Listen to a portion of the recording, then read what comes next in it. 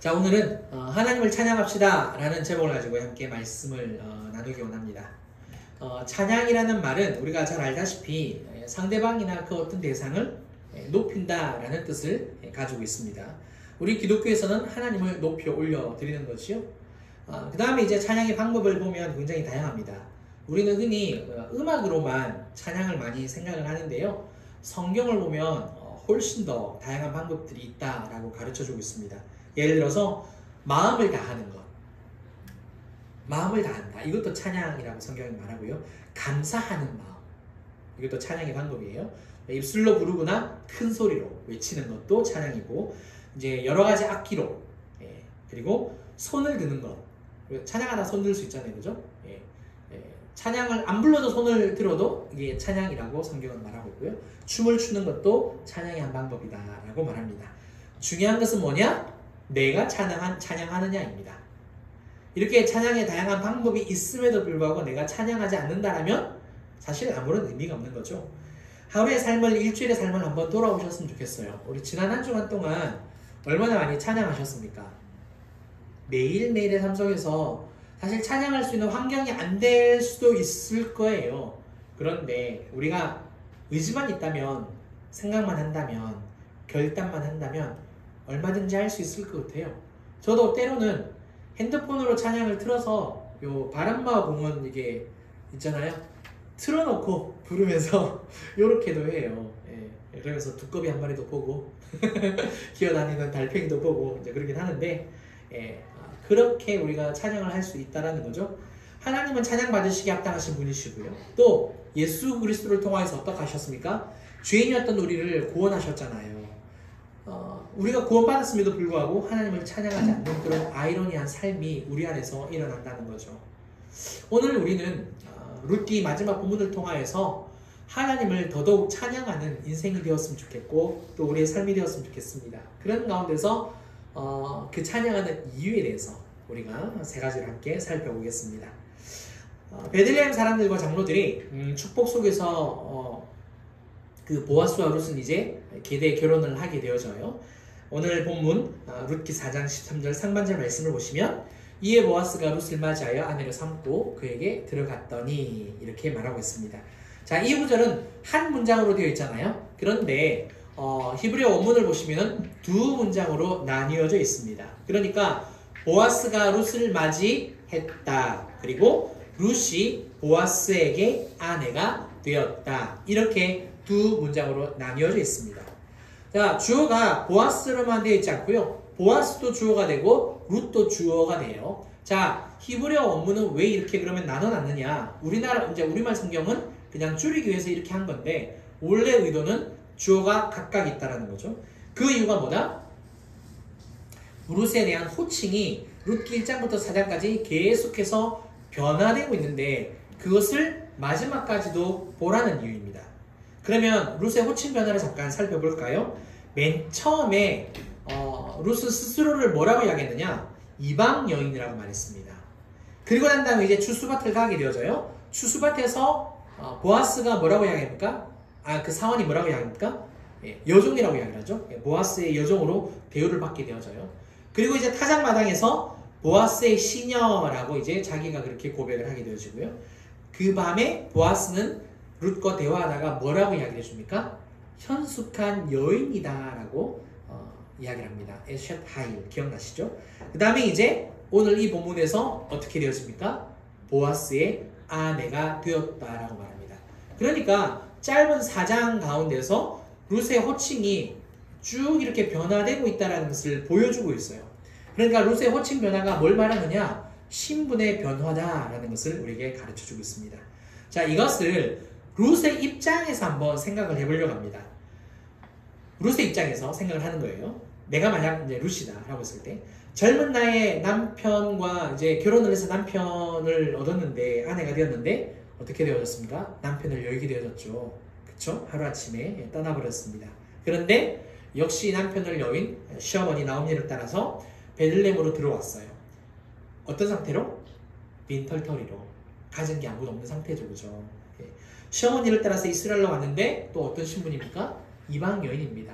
자기가 할 수 있는 게 아무것도 없는 그런 신분이었죠. 심지어 시어머니와 자신은 모두 어떤 상태입니까? 또 과부였습니다. 그렇죠? 룻이 할 수 있는 일은 밭에 나가서 이삭 줍는 것이 전부였어요.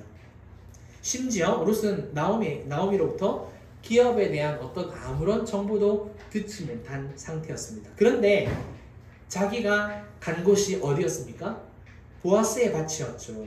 거기서 이삭을 줍다 보니까 누구를 만났습니까? 보아스를 만나게 되어진 겁니다. 그리고 생각지도 않게 보아스로부터 인애를 받게 되어졌고, 또 이후에 타작마당에서도 시어머니를 향한 그 자신의 인애도 어떻게 되어졌어요? 인정받았다는 거죠. 내가 헛되게 살지 않았구나. 정말 너무나도 감사하다. 이런 마음이 들었겠죠. 그죠? 이후에 이제 기업 무르는 일에 있어서 어떤 일이 벌어집니까? 우선권을 가진 아무개가 등장을 하죠. 그런데 그런 위기가 있었음에도 불구하고 결국에는 보아스의 아내가 되는 자신을 보게 됩니다. 자, 이렇게 자기가 지난날의 여정을 돌아본다면 과연 룻은 어떻게 고백을 했을까요? 오늘 본문에는 나와 있지 않지만 우리가 생각해 볼 수 있겠죠. 어떤 말을 했을까? 어떤 생각을 했을까? 아, 분명히 하나님의 은혜였구나. 하나님의 은혜구나 라고 생각한다는 거죠. 사실 우리가 룻기를 읽어서 다 알고 있지만 이 모든 여정 속에서 누가 일하신 겁니까? 하나님이시죠.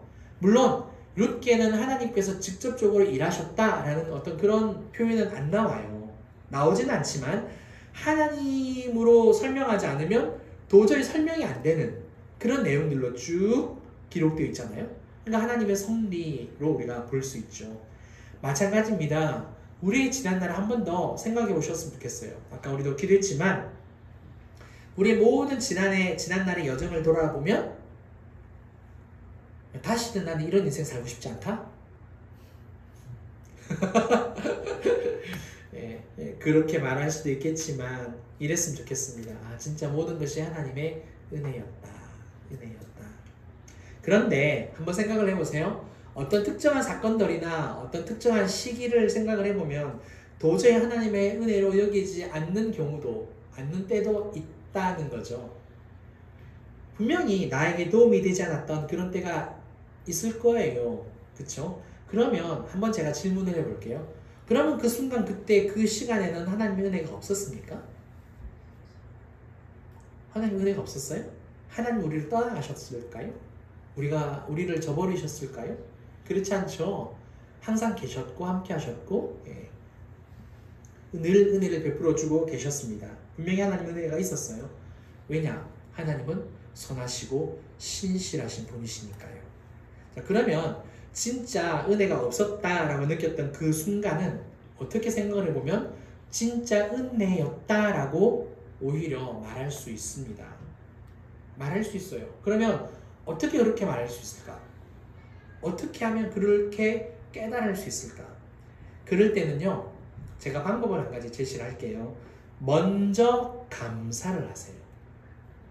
그러니까 은혜를 느껴지지 않는 그런 순간 누군가가 쌓았다든지 어떤 어려운 일이 있었다든지 정말 힘든 그 순간 막 속상한 감정, 자존심 상하는 어떤 그런 일이 있었다든지 그런 순간에 이름이 지나갔다 할지라도 그런 순간이 있었음에 대해서 감사하는 거예요. 데살로니가전서 5장 18절 상반절 다 아시죠? 뭐라고 기록되어 있습니까? 범사에 감사하라. 보세요. 범사, 영어로 in everything 이죠. 모든 일입니다. 모든 순간입니다. 하나님께 감사하래요.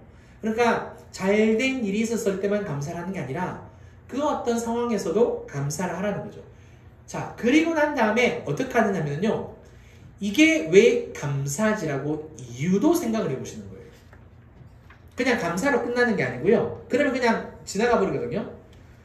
내가 이게 왜 감사하는 거지? 이유까지를 생각을 해보시는 겁니다. 보통 우리는 어떤 일이 일어난 후에 그 의미를 깨닫고 감사를 하잖아요. 그렇죠? 그렇지 않은 일은 감사하지 않거든요. 왜? 항상 나 중심이니까. 내 중심이면 감사를 안 해요. 안 한단 말입니다. 그런데 이 말씀에 의해서 그 말씀에 대해서 깨닫고 난 후에 오늘 범사에 감사라는 이 말씀처럼 모든 일이 감사하라고 이야기를 하고 있으니까 감사를 해보는 겁니다.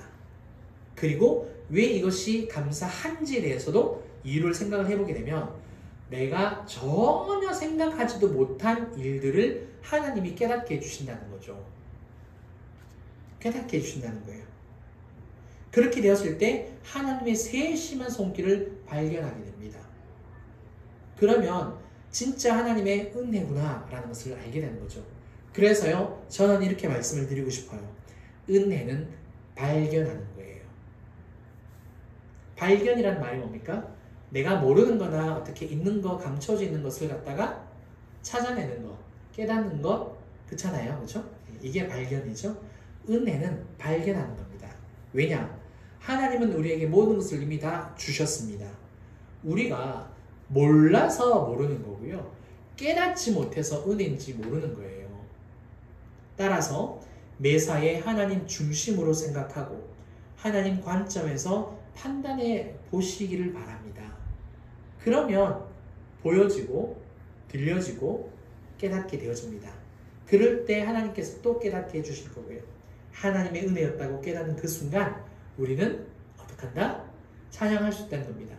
굳이 꼭 노래를 부르지 않아도 하나님께 아까 감사하는 마음이라면 그것도 찬양의 방법이라고 말씀드렸고, 그렇네, 그거네, 이렇게 내가 감탄을 하는 것도 뭐라고요? 찬양이라는 거죠. 나는 그게 찬양이라고 생각을 안 했는데 하나님은 나 찬양으로 받아주신다는 거. 그래서 그렇게라도 찬양하는 저와 여러분들 되시기 바랍니다. 그 다음에 이제 보아스와 룻이 결혼하자 하나님은 이들에게 특별한 은혜를 베풀어 주십니다. 자, 룻기 4장 13절 하반절입니다. 보실까요? 여호와께서 그에게 임신하게 하심으로 그가 아들을 낳은지라. 자, 하나님이 룻을 임신하게 하셨습니다. 일반적으로 하나님이 임신하게 한다라는 이 표현 있죠. 오늘 본문에 나오는 이 표현은요, 특별한 구절입니다. 두 가지 경우에만 사용이 되어져요. 성경에서. 첫 번째는 언제 사용이 되느냐? 기도의 응답으로 아이가 태어난 것을 강조할 때요. 그러니까 기도의 응답으로 애가 태어났을 때, 그때 이 표현이 성경에 나옵니다. 엘가나의 아내 한나, 그쵸? 한나가 결혼하고 난 다음에 아이가 있었습니까? 없었어요. 그렇죠? 오랫동안 아이가 없었습니다. 그래서 우리가 불임 여성이라고 이야기를 하잖아요. 그런데 성경을 잘 보시면, 사무엘상 1장을 잘 읽어보시면 한나가 임신을 안 하고 싶어서 안 하는 게 아니고 하나님께서 그의 임신을 막았다라고 나와요. 막았다라고 나올 때에 어떡합니까?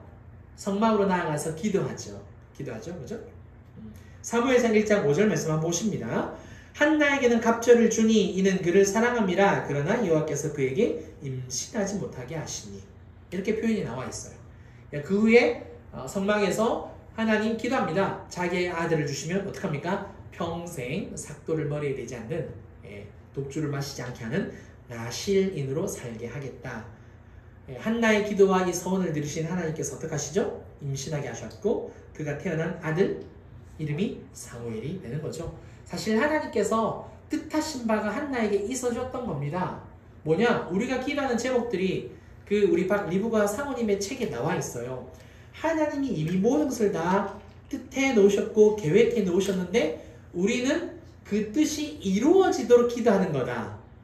그 응답은 하나님의 뜻이 이루어진 거다라고 설명하고 있어요. 진짜 와, 정말 인사이트 있는 그런 메시지를 적어 놓으셨더라고요. 우리의 기도가 그런 거더라고. 정말 저도 정말 그 내용 보고 되게 감탄했어요. 와, 진짜 대단하다. 네, 그렇게 혼자서 감동을 하고 있었는데 사사시대를 끝내고 다시 왕권시대로 온전히 시작하려고 하는 그 뜻과 계획을 한나를 통해서 준비를 해 놓으셨고 한나의 그 기도를 받으시고 싶으셨던 거죠.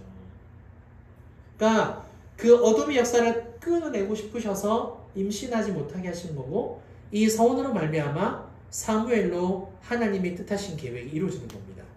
놀랍죠? 여러분들의 삶에 하나님이 이미 준비해 놓으시고 뜻하신 계획들이 굉장히 많은데 내가 사실 그걸 잘 모른다 할지라도 결단하고 서원하고 약속하고 하나님 앞에 기도하게 되어지면 주실 거 아니겠습니까?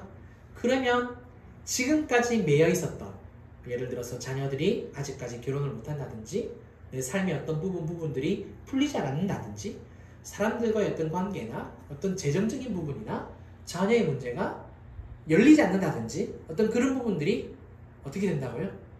한나와 사무엘처럼 열리게 된다고요. 열리게 된다고요. 그렇죠? 자, 두 번째입니다. 자, 태어나는 아기가 특별한 구속사적 임무를 띠게 될 때 반드시 이 표현이 나옵니다. 사사기 13장 3절 말씀입니다. 함께 읽어볼까요? 여호와의 사자가 그 여인에게 나타나서 그에게 이르시되 보라, 내가 본래 임신하지 못함으로 출산하지 못하였으나 이제 임신하여 아들을 낳으리니. 자, 마누아의 아내, 성경은 특이하게 삼손의 엄마는 이름을 밝히지는 않습니다. 마누아 아빠만 밝히는데요. 마누아의 아내 삼손의 엄마 역시 불임 여성이었습니다. 네, 하나님께서 임신하게 하시죠. 그런데 어떻습니까? 삼손은 태어나기 전부터 나실인으로 태어나게 되어집니다. 삼손은 우리가 알고 있듯이 우리가 이성적인 판단으로 볼 때에 이렇게 이해하기 힘든 행동들을 굉장히 많이 합니다. 그렇잖아요. 그러면 삼손은 실패한 사람인가? 삼손은 그러면 하나님께 버림받았느냐? 아니요, 그렇진 않아요. 히브리서 11장을 보시면 믿음의 증인, 즉 하나님의 구원 사역에 동참한 사람으로 나옵니다. 우리가 생각하는 어떤 윤리적인 부분하고 조금 다르다라는 그런 개념인 거겠죠. 자, 따라서요, 룻이 임신하고 아들을 낳는 것은 단순한 사건이 아니라 어떤 사건이다? 하나님께서 구체적인 개입으로 드러낸 역사다, 사건이다 라는 것을 우리가 알 수 있고요. 자, 이때 베들레헴의 여인들은 그러면 어떤 반응을 보이느냐? 룻기 4장 14절 상반절입니다. 함께 읽겠습니다. 시작! 여인들이 나오미에게 이르되 찬송할지로다. 여호와께서 오늘 내게 기업 물을 자가 없게 하지 아니하셨도다. 아멘. 자, 베들레헴 여인들은 하나님을 찬양한다라고 나옵니다. 자, 이들이 찬양하는 이유는 간단합니다. 하나님께서 기업 물을 자를 어떻게 하셨다? 주셨기 때문에. 그렇죠. 그런데 룻기 전체 맥락, 이제 이게 룻기 마지막 본문이기 때문에 룻기 전체 맥락에서 한번 볼 때는요, 다른 의미가 있습니다. 이전에 제가 고엘이라는 부분을 설명을 해드린 적이 있어요. 고엘은 어떤 의미였습니까? 구원자라는 뜻을 가지고 있습니다. 구원자는 누구죠? 곧 하나님이죠. 예수님입니다. 그렇죠? 자, 룻기에서 드러나는 주제가 나오미의 삶이 텅 비었었는데 이후로 하나님께서 채워주신다는 게 룻기 전체의 주제라고 말씀을 늘 드렸어요. 그러니까 이 4장 마지막에서 이제 결론을 짓는 게 뭐냐? 텅 비었던 나오미의 삶에 하나님으로 채워지는 은혜가 임한다라는 거예요. 그래서 그냥 이 4장에 있어서는, 이 단락에 있어서는 기업 물을 자를 주셨기 때문에 찬양을 하고 있지만 룻기 1장, 2장, 3장, 4장 전체 맥락에서는 하나님이 나오미에게 고엘, 구원자가 되어주셨기 때문에, 생명이 되어주셨기 때문에, 은혜가 되어주셨고 평강이 되어주셨기 때문에 찬양한다라고 우리가 해석할 수 있습니다. 그래서 하나님은 찬양받으시기에 합당하신 분이라는 거죠. 사랑하는 성도 여러분, 우리가 삶에서 감사하고 찬양하는 이유는요, 분명히 여러 가지 이유가 있을 거예요. 아마도 대부분 당시 상황처럼 삶에 기쁜 일이 있거나 문제가 해결되었을 경우에 그럴 때 우리가 감사하고 찬양하고 그러잖아요. 그런데 궁극적으로 텅 빈 우리의 삶에 하나님을 주셨기 때문에 내가 찬양하는 겁니다. 그러니까 사실 보세요. 한번 생각해 보세요. 항상 날마다 기분 좋은 일이 항상 있던가요? 그 다음에 우리의 삶이 늘 다이나믹하던가요? 그렇지 않죠. 늘 평온하잖아요. 늘 그냥 잠잠하잖아요. 그냥 하루하루의 삶이 늘 있었던 일이 반복되고 늘 그렇잖아요. 그러다 보니까 우리가 찬양할 이유를 잘 못 찾아요. 감사할 이유를 참 찾기가 힘들다라는 거죠. 그런데 오늘 이 말씀에서 주는 메시지, 도전이 뭐냐? 하나님으로 내가 찬양한다는 겁니다. 하나님 한 분으로, 하나님 그 자체로. 그러니까 하나님 나에게 있어서 어떤 일로 말미암아 찬양받으시기 합당하신 분이 아니라 그냥 내가 주님을 바라봄으로 찬양하는 거고, 내가 단지 주님만으로 찬양하는 거고요. 주님 안에서 내가 이유를 찾아내는 거죠. 그렇게 하나님을 찬양하는 거지. 나에게 그냥 어떤 일이 있어서 찬양한다? 그러면 우리가 나중에 천국 갔을 때 우리 천국은 그렇다 그러잖아요. 내가 올려드린 찬양, 내가 올려드린 기도, 내가 하나님 앞에 헌신한 그 모든 것들을 하나님이 다 기록해놓고 쌓아놓고 다 보여주신다 그러잖아요. 그런데 어떤 거는 이만큼 있는데 어떤 건 이만큼 있으면 참 이렇게 마음이 참, 물론 천국에서는 네, 그렇죠. 그러니까 하나님으로 찬양하는 저와 여러분들 되셨으면 좋겠습니다. 아멘. 그래서 삶 안에서 하나님으로 이유를 찾으세요. 아시겠죠? 그렇게 찬양하는 저와 여러분들 되셨으면 좋겠습니다. 자, 이제 베들레헴 성읍 여인들이 계속해서 말을 합니다. 룻기 4장 14절 하반절입니다. 이 아이의 이름이 이스라엘 중에 유명하게 되기를 원하노라. 오, 이전의 백성들과 장로들은 누구의 이름요? 보아스의 이름이 유명하게 되기를 축복했어요. 그 성문 앞에서. 자, 이번에는 여인들이 이 아이의 이름이 뭔지 아시죠? 오벳입니다. 오벳. 뜻은요, 종 또는 섬기는 자라는 그런 뜻을 가지고 있습니다. 이 오벳이 유명해지기를 이렇게 축복을 하고 있습니다. 그러면 보아스와 룻 사이에서 태어난 이 오벳은요, 나오미에게 어떤 의미가 있을까요?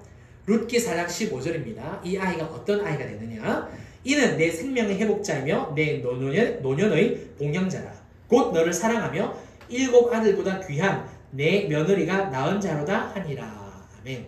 여기서요, 내 생명의 회복자라는 말은요, 어떤 의미냐면 영혼 또는 생명을 돌아오게 하는 자, 하나님께로 돌이키게 하는 자라는 의미가 있고요. 내 노년의 봉양자라는 말은요, 말 그대로 그렇습니다. 직역을 하면 흰 머리를 먹이는 자, 이런 뜻인데, 이제 죽을 때까지 섬겨주는 사람이다라는 그런 뜻입니다. 그러니까 텅 빈 나오미 인생 가운데 그 영혼이든 삶이든 그 모든 것이 다 없어져 버렸는데 이제 회복으로 이끌어주는 그런 사람이다라는 뜻이죠. 자, 그 다음에 이제 여인들로부터 이런 축복을 받은 나오미는 그러면 어떻게 하느냐? 룻기 4장 16절입니다. 나오미가 아기를 받아 품에 품고 그의 양육자가 되니. 자, 나오미는 룻이나 준 이 오벳을 품에 품습니다. 그리고 뭐가 된다고요? 어떤 사람이 된다고? 그를 양육하는 양육자가 된대요. 우리를 말하면 이제 할머니가 손주, 손녀를 이렇게, 그죠? 손주를 돌보는 사람이 된다. 그런 이야기입니다. 자, 여기서 우리는요, 새로운 사실을 한 가지 발견할 수 있어요. 그게 뭐냐? 나오미가 당한 재앙의 이유에 대해서는 아무런 언급이 없어요. 그러니까 언급이 없고 어떤 일이 벌어지느냐? 양육자가 된다. 이거는 새로운 사명을 부여받았다. 그런 의미거든요. 일반적으로 우리는 보통 고난이나 어떤 재앙을 경험을 하고 나면 반드시 그 이유를 자꾸 생각을 해보잖아요. 그때 왜 그랬을까? 왜 그랬지? 자꾸 왜라고 자꾸만 우리가 질문을 던진단 말이에요. 그렇죠? 왜 고난을 주셨을까? 또 따지기도 하고, 그러면서 고난을 주신 것에 대해서도 서운해하는데 대답을 안 해주시는 것으로도 서운해하는 우리잖아요. 그렇죠? 그런데 이 본문을 보시면은요, 등장하는 베들레헴 여인은 오로지 하나님만을 찬양할 뿐이고요, 또 나오미도 원망을 했다, 불평을 했다라는 그런 내용이 하나도 없습니다. 오히려 오벳의 양육자가 되었다, 이렇게 이야기를 하고 있고요, 이것은 새로운 사명을 부여받았다라고 말하는 겁니다. 여기서 제가 중요한 얘기를 좀 하려고 합니다. 하나님은 우리에게 고난이나 재앙은 허락하시지만요, 동시에 극복할 수 있는 방법도 허락하십니다. 어떻게 해요? 새로운 소명과 사명을 주심으로요. 열왕기상 18장을 보시면요, 엘리야가 나와요. 엘리야가 나오는데 갈멜산에서 바알과 아세라 선지자와 싸우잖아요. 이깁니다. 그리고 이스라엘 백성들로 하여금 다 어떡합니까? 다 죽여버려요. 자, 이 소식을 딱 듣자, 자, 누가 이 소식을 듣냐면 이세벨이 소식을 듣습니다. 19장에서, 열왕기상 19장에서 이 소식을 듣고 뭐라고 이야기하죠? 내가 엘리야를 죽여버리겠다 그래요. 그래가지고 사신을 아예 보냅니다. 사신을 엘리야에게 보내서 엘리야가 사신으로부터 그 소식을 딱 듣자 엘리야는 어떡하죠? 850명 죽였으니까 아니, 자기가 딱 한마디 기도하니까 하늘에서 불이 떨어졌잖아요. 그러면 됐네. 이참에 이세벨 물로 태워버리면 되겠네. 아멘? 이러면 안 돼요. 예. 성경에 그렇게 기록되어 있지 않죠? 네. 이세벨 물로 태워버리고 아합도 물로 태워버리고 새로 시작하자. 좋은데 딱 그런 마음을 가졌던 게 아니라 오히려 어떡합니까? 예. 실족당합니다. 오, 그렇게 강력했던 엘리야가, 그렇게 어마어마무시한 그런 엘리야가 실족을 당해서 광야로 들어가죠. 로뎀나무 아래에서 어떡합니까? 하나님 저 죽여주세요. 이런 고백을 하자 하나님께서 천사를 보내셔서 먹이시고 회복시켜 주시죠. 그쵸? 그리고 난 다음에 어떡하죠? 엘리야를 죽이십니까? 그러면 너무 슬픈 엔딩일 것 같아요. 예. 그게 아니라 이렇게 하십니다. 이렇게 세우세요. 그리고 난 다음에 이런 말씀하십니다. 세 가지를 이야기하시는데요. 하사엘에게 가서 기름을 부어라. 그리고 아람의 왕이 되게 해라. 그 다음에 이스라엘에 가서 예후에게 기름을 부어라. 왕이 되게 해라. 그리고 마지막으로 뭐라고 말씀하시죠? 엘리사에게 가라. 그리고 엘리사에게 기름을 부어서 너의 뒤를 잇는 선지자가 되리라 말씀을 하십니다. 나를 죽여달라고 실족당한 엘리야에게 하나님은 어떤 방법을 쓰신다고요? 뭘 그런 걸 갖고 그러냐? 팍! 이렇게 차면서 일어나! 뭔 사내 자식이 말이야! 이게 아니고 일어나라. 일어나. 내가 기름을 다시 부어줄 테니까 가서 이 사약들로 다시 힘을 내라. 괜찮아, 할 수 있어. 이렇게 해주시는 하나님이라는 거죠. 그러니까 고난도 주시고요, 어려움도 주세요, 위기도 주세요, 시험도 허락하십니다. 그런데 하나님은 우리에게 다시 새 소명을 주시고 새 삶을 주신다는 겁니다. 다시 어떤 일을 새롭게 주신다는 거예요. 그 일로 말미암아 이제 옛 과거를 다 잊어버리게 하신다는 겁니다. 여기서 중요한 게 뭐냐? 우리가 하나님이 어떤 분이신지를 알게 되고요, 왜 우리가 하나님을 찬양해야 되는지를 알게 돼요. 만약에 우리가 그 실족당한 상태에서, 시험당한 상태에서 자꾸만 부정적인 생각을 하고요, 부정적인 마음을 가지고요, 자꾸 원망하고 질투하고 시기하고 불평하면 어떤 일이 벌어지는지 아세요? 그때 그 순간 그 시간은요, 그 기간은요, 사단과 마귀와 모든 악한 영들에게 부패를 열어주는 날입니다. 그때 우리가 사단의 밥이 돼요. 왜 그런지 아십니까? 사탄과 마귀와 귀신들과 악한 영들의 밥은 모든 죄와 부정적인 겁니다. 왜 하나님이 우리에게 자꾸만 찬양을 하라고 명령을 하실까요? 왜 저는 갑자기 요 몇 주 사이에 뭐가 씌었는지, 죄송합니다, 은혜를 받았는지 왜 여러분들에게 자꾸 찬양하라고 이야기를 제가 권면을 하고 부탁을 드릴까요? 찬양하면 부정적인 게 떠나가요. 사탄과 마귀와 악한 영들과 귀신들에게 밥을 줄 이유가 그들에게 밥그릇을 빼앗아 오는 거죠. 좀 굶어라 사탄아, 이때까지 많이 먹었으니까 좀 살 좀 빼라, 너 좀 다이어트 좀 해라. 예. 사탄은 우리에게 부정적인 생각과 마음과 모든 것들을 밥으로 여기고 나를 삼켜버립니다. 그런데 내가 찬양하면 정말 신기하게요, 어려운 감정인데도 불구하고 찬양을 힘들어도 하잖아요. 그러면 새로워져요. 왜? 찬양 가운데 능력으로 하나님이 함께 하시기 때문에, 임하시기 때문에. 그래서 찬양의 능력이 있고 찬양의 권세가 있고 찬양을 받으신 그 하나님이 새 힘을 불어넣어 주시는 거예요. 사단에게 밥이 되지 않게, 과거에 매이지 않게 하나님이 우리를 인도하시는 방법이 찬양입니다. 그리고 새로운 사명과 소명을 주시면서 미래의 소망을 품게 하시는 거죠. 그 일로 다시 힘을 얻으라고. 그렇죠. 사랑하는 성도 여러분, 하나님의 성품과 일하시는 방식은요, 신실합니다. 비록 고난이나 재앙을 허락하시긴 하시지만 부정적인 상태에 매몰되게 하지 않으세요. 다시 일어날 수 있도록 새로운 사명을 주십니다. 아멘. 아멘. 그래서 이렇게 좋으신 분이 우리 하나님이라면 찬양해야죠. 그렇죠? 그래서 항상 좋은 것을 아낌없이 주시는 그 하나님을 바라보면서 신실하게 우리도 찬양하는 저와 여러분 되시길 바랍니다. 말씀을 읽겠습니다. 오늘 우리는 하나님을 찬양합시다. 이 제목 가지고 마지막 단락도 그리고 룻기를 이렇게 총 4장까지 매듭 짓습니다. 우리가 하나님을 찬양할 첫 번째 이유는 내 삶의 모든 여정이 하나님의 은혜였고요. 앞으로도 은혜이기 때문에. 그런데 힘들고 어두웠던 순간 그렇지 않다고 말할 수 있겠죠. 이 부분에 대해서 어떻게 하라고 말씀드렸습니까? 감사를 하시고 감사에 대한 이유도 생각을 해보세요. 묵상을 해보시면 반드시 하나님께서 그 이유를 깨닫게 해주실 겁니다. 그러므로 찬양을 하셨으면 좋겠고요. 두 번째, 하나님은 궁극적으로 나의 구원자가 되시기 때문에 고엘이시기 때문에 찬양받기에 합당하신 분이에요. 우리의 삶은 다이나믹하지 않아요. 매일매일 갔다가 막 진짜 엎치락 뒤치락 하면 제명에 못 살 것 같아요.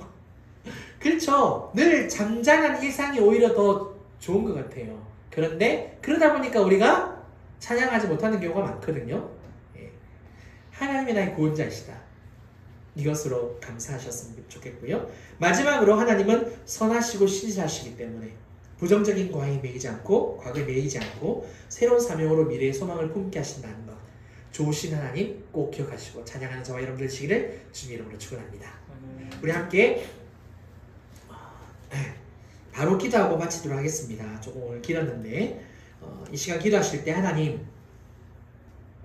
이 시간 제가 약속드리고 하나님 또 결단합니다. 제가 하나님을 정말 찬양하겠습니다.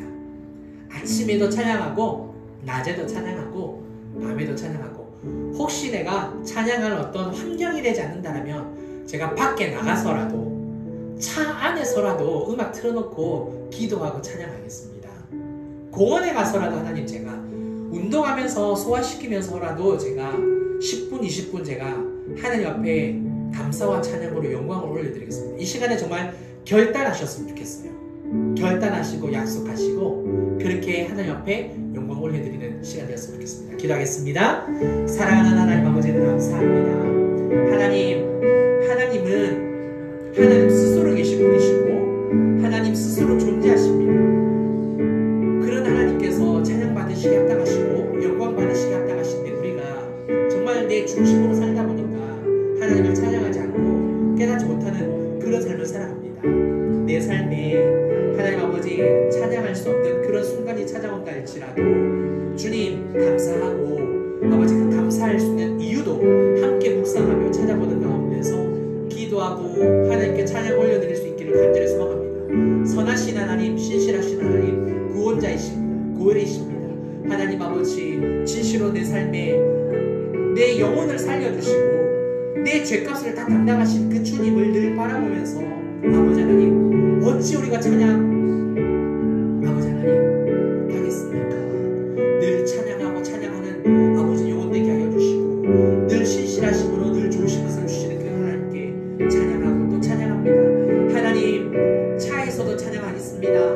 하나님 정말 길을 걸어가면서도 찬양하겠습니다. 집에서도 교회에서도 언제 어느 때든지 하나님 제가 정말 하나님을 찬양하며 또 예배하겠습니다.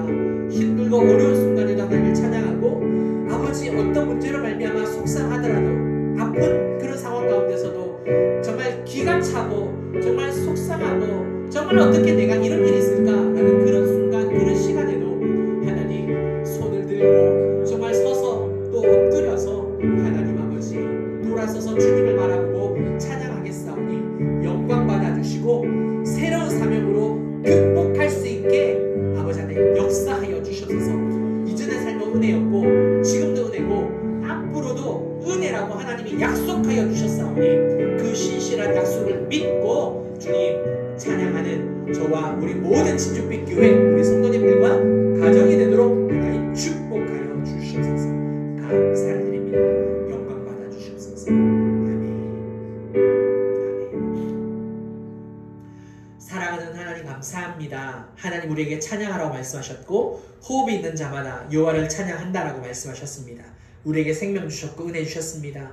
룻기서를 이제 하나님 아버지 수개월에 걸쳐서 마치며 매듭 짓습니다. 하나님을 찬송하는 저와 우리 모든 성도님들과 우리 교회가 되기를 원합니다. 사실 오늘 이 본문에 기록되어지는 이유 말고도 굉장히 많은 이유들이 있습니다.